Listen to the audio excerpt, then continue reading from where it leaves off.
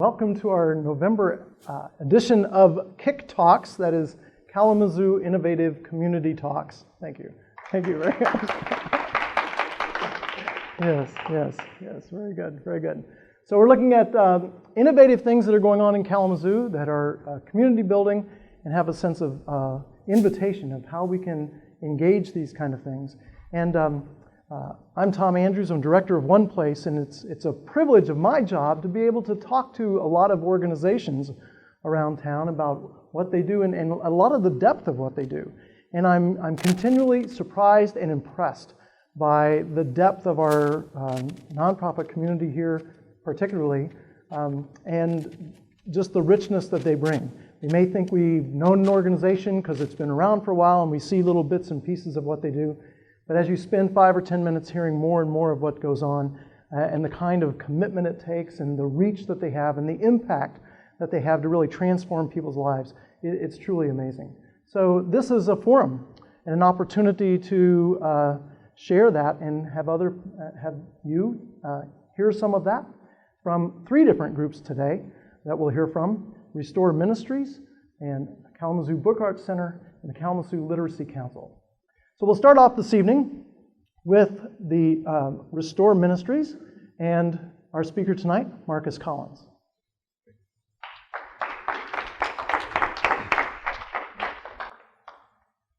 In 2013 and 2014, there were 325 to 400 men and women who returned back to Kalamazoo from incarceration. That's averaging about a person per day for the whole entire year. The vast majority of those ones end up homeless. My name is Marcus. I'm the director of Restore Ministries. I'll give you a little story here. So last year, July, I was contacted from someone in prison. After serving 16 years, he was getting ready to return out. He was originally from Detroit, but he didn't want to return back to Detroit. So he reached out to my program, and he was searching for help. He was nervous, and he was scared.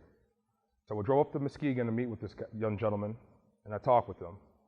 He served his crime, he did his time, and he was ready to get back out in the community. In that process of him transferring out, after 16 years, he came back into the society without a birth certificate, social security card, or state ID. He was given a $50 prepaid card once he left. We drove back to Kalamazoo and we went to the store. We wanted to buy a few items. So we bought toothpaste, toothbrush, underwear, socks, just a few small things.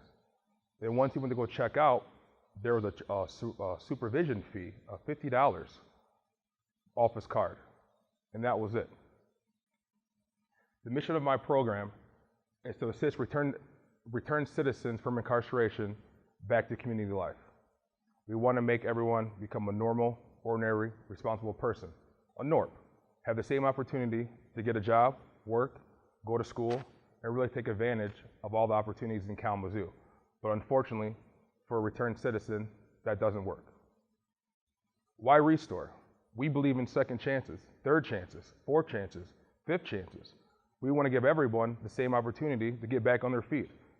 We understand the barriers associated with transitioning from prison back to the community.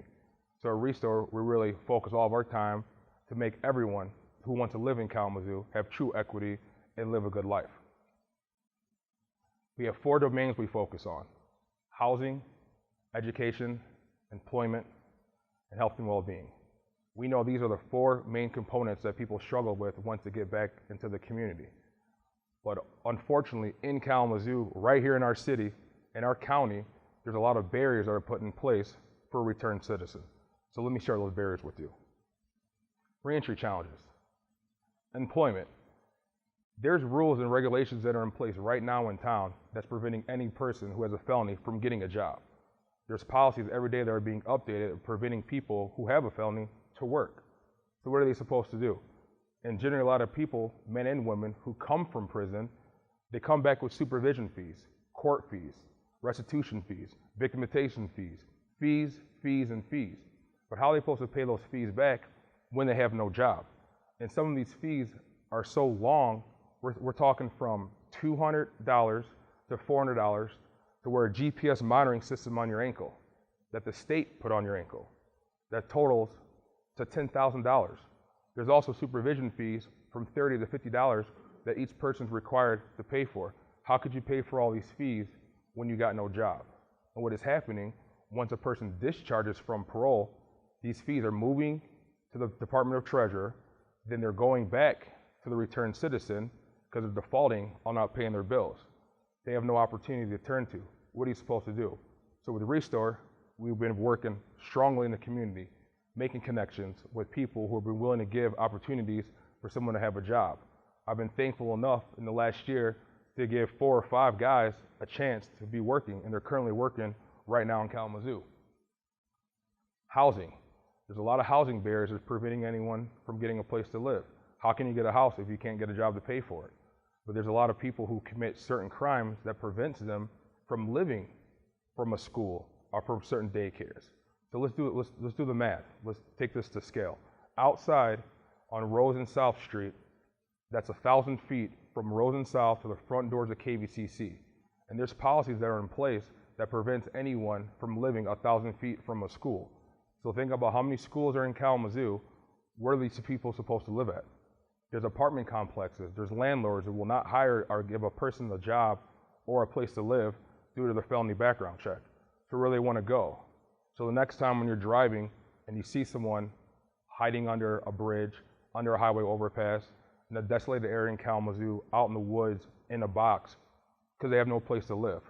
But with Restore, we're able to provide a 6-bed transition home, currently right now for men, and we're working toward women, to give a chance for someone to have stability, a place to live, a place to rest their head, so they can work toward possibly getting back on their feet.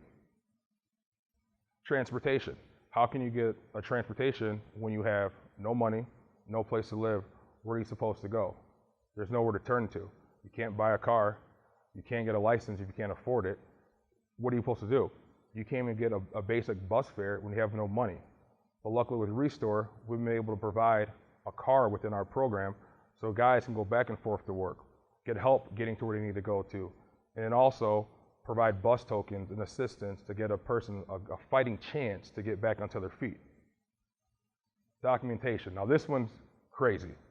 Documentation, the last 10 guys I've worked with in the program have left the prison reentry system, the prison system, with no birth certificate, no social security card, or no state ID. You would think from a year to 2 years to 5 years in prison, 15, you're at the same place. Why haven't they not worked out a deal somehow with the department that these people can at least leave with identification in their hand? That's what's happening. In the last year, everyone I've worked with has no identification. But with Restore, we're able to help get their documentation, help get their physical documentation, to get things back online again, to give another chance and opportunity. But it takes community partners to make this all work, because everyone in the community, we're all stakeholders in this. I mean, one of my community partners here right now, Michael Evans at the Kalamazoo Literacy Council. Some people can't read and write. I know I can make a referral, they'll get those skills there. Also with Open Doors and Momentum, providing housing. Momentum, providing a 6-week transition program to assist with social skills, concrete skills, job development, work development, and even opening up a network for businesses who will hire some of these individuals once they go through the program. But also once they complete the program, they get a line of certification showing that they did something with their lives and they're moving forward. But the way we work, I call it the trifecta, because we're all in communications. On a day-to-day basis, I'm talking to Michael Evans, I'm talking to Open Doors, and Brian and Luke, I'm talking to Stephanie. So we're all able to wrap our services around each other so we can better assist these families and these people coming back into town. But it takes everyone to be a part of this. So I consider your gifts with Restore. The things I ask for, we will support. Obviously, financial assistance would be great, but the biggest thing is love.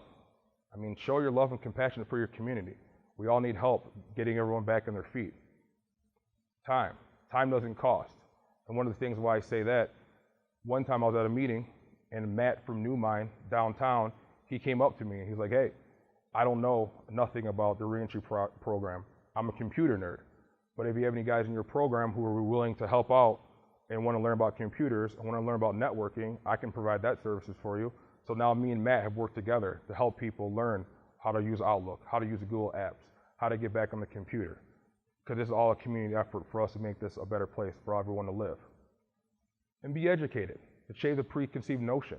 You can't listen to what you see on TV, on Netflix, at the movies about the quote-unquote stigma with a person from a felony. Come down to my office. I invite you to talk and learn more about how we can truly make Kalamazoo a great place so everyone can love where they live. Here's my contact information at the office, but I prefer anyone, that's my personal cell phone number. Text me, call me. If you want to set up a time to learn more about how you can support the Restore Ministries, I'll be gladly to meet with you at any time. Thank you. Great.